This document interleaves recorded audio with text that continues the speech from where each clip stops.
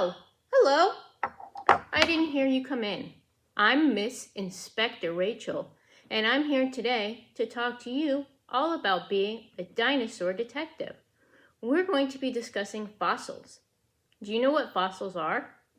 It's okay if you don't. I can explain it. Fossils are any object that has been trapped for millions of years in a substance like mud or silt, which is a type of dirt or dust, or in sandy water, so that the organic or living material all dissolves, and what you're left with is the bones or an impression of the original object that over a period of millions of years eventually turns to a rock-like substance that we call a fossil. Fossils can be made out of just about any object. I've put some examples in your kits so that you can see. This is a fossilized shell, and you've got a picture of one in your kit. This is a picture of a paleontologist, which is the type of scientist who studies fossils, digging up a dinosaur skeleton. Now, an interesting thing that I should tell you is that usually when they find skeletons like this, some of the bones have not been fossilized, and so they don't get a complete dinosaur like the one you'd see if you went to the Field Museum and saw Sue the T-Rex. Fossils sometimes are caused by a leaf or a fish or an animal or other object, and fish are a type of animal, being trapped against a dirt or silt or mud for the millions of years and leaving an impression of the object, which is what would happen if you were to press your hand against the mud or dirt yourself. It would leave an impression of your hand. This also happens with leaves. And so those are some of the types of fossils that you might see out in the world. Paleontologists have discovered fossilized objects made out of just about anything. There are rock bones, there are insects, there are fish skeletons, there are leaf patterns, there are dinosaur footprints. Sometimes they've even found fossilized dinosaur poop. Isn't that crazy? So now I'm going to show you how you can make some of your own fossils. Take out the clay that I put into your kit and open it up. I've already opened mine so it wouldn't make a loud noise on camera. And then you're going to put it down on the table, and you'll probably want to put down paper or newspaper like I have.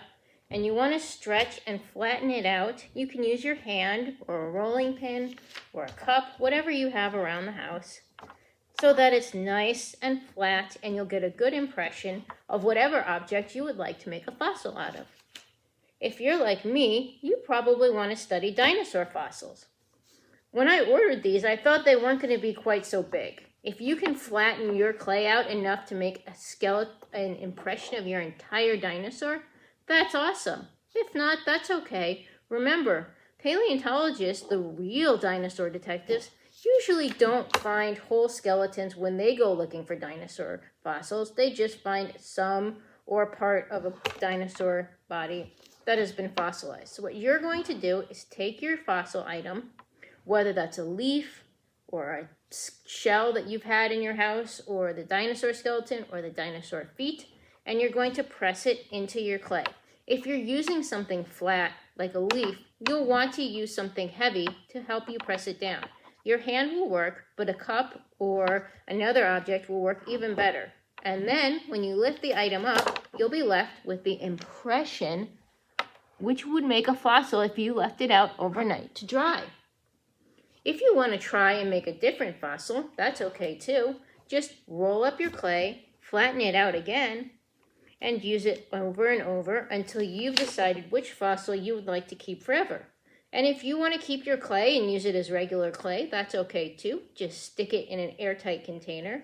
But if you are interested in making a permanent fossil, what you do is you create your fossil, which I'm going to do right here with 4 dinosaur footprints, and then you would leave it out overnight to dry.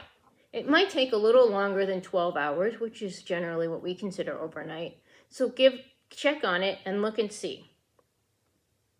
Excellent work, everyone. Now it's time to experiment and learn what kind of fossils you want to make. And like I said, or may have said earlier, if you want to keep your clay and use it, you need to put it in an airtight container to store it. That's all I have for this week. I've certainly enjoyed talking about fossils, so I hope you enjoyed learning about them. I'll see you later. Bye-bye.